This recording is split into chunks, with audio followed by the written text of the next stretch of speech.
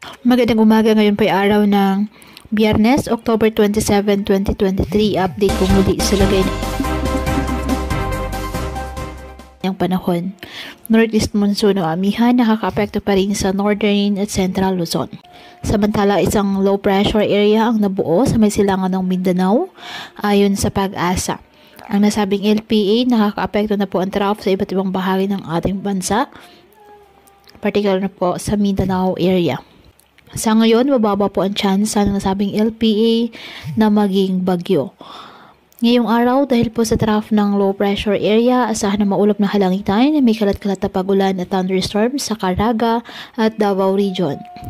Ang Ilocos Region, Cordillera Administrative Region, Cagayan Valley at Central Luzon, bahagyang maulap hanggang sa maulap na halangitan with isolated light rains dahil po sa amihan. Ang Metro Manila at nalalabing bahagi ng bansa, apektado po ng mga localized thunderstorms. Kaya patuloy po na pinag-iingat ang ating mga kababayan sa banta po ng mga pagbaha or landslide, lalo na kapag may malalakas na ulan, at ugaliin po na magdala palagi ng payong o kahit anong panangga sa ulan kapag lalabas ng ating mga tahanan. At yan po muna ang update sa lagay ng panahon ngayong araw. Muli patuloy po tayo na mag-ingat at palaging tandaan, God loves you. Stay safe and God bless. Ang panahon.